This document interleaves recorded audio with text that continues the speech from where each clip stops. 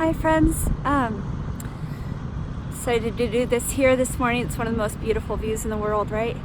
I wanted to tell you, I guess, start from the beginning. So my diagnosis I got at the end of January was stage 4 metastatic cervical cancer, and that's pretty grim, and you can look it up. I won't bother you with it, but from that point I decided to do a lot of different things.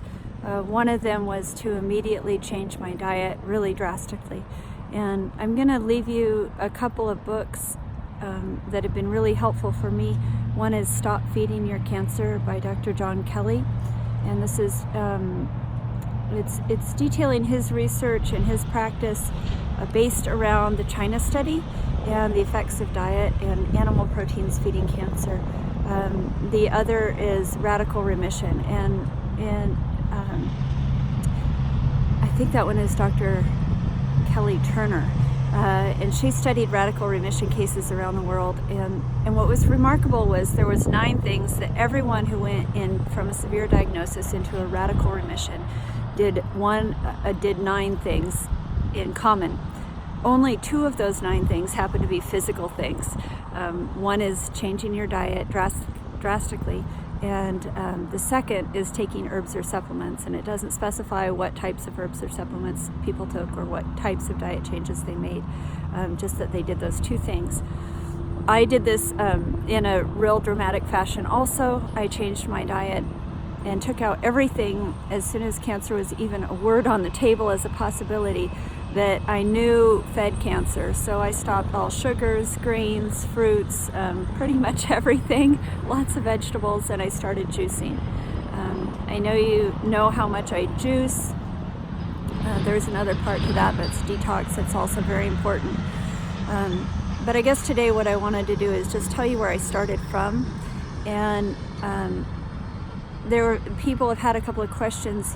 Cervical cancer they usually catch earlier. All I can say is I slipped through the cracks for a few years, and I got my first warning, which was the lowest grade abnormality and not even precancerous or anything to really worry about, in the midst of a personal crisis when I was running away from an unsafe situation a little over a year ago. Hindsight's 2020. Wish I'd stopped then and gotten a biopsy, but I didn't. I decided I couldn't deal with anything more at that moment, and my doctor and I agreed it was okay to wait a year. By the time my next test results came around, I had the same lowest grade abnormality, nothing really to be too concerned about, but something to follow up with. But I also had a host of symptoms that had been bothering me for a month to 2 months. Bleeding, pain, swelling, a lot of fatigue. I was starting to look like death warmed over. I'd lost my color, and I had some big dark circles under my eyes. Something was definitely not right, and I was looking for answers. So that was about the time I got the second test result, and then started down the process of diagnosis. Another question is, people said, did you lose your hair, or did you shave it preemptively? No, that's chemo. That was one chemo. And the treatment that I've got is a combination of cisplatin, paclitaxel, and Avastin in standard doses, and that's pretty hardcore chemo. And it made me lose all my hair in handfuls after the first treatment. But I want to leave you on a positive note, and I'll come back and tell you more next time shortly. But the positive note is that I'm surprising everyone. I've gotten through 2 of 6 chemo treatments with almost no symptoms, and it takes a lot for me to do that and keep myself healthy. You're helping me with that a lot. I'm on the way to Portland today for a treatment that you're helping me with.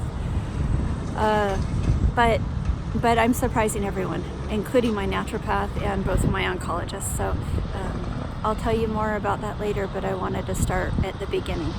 I hope you all have a wonderful day. Thank you.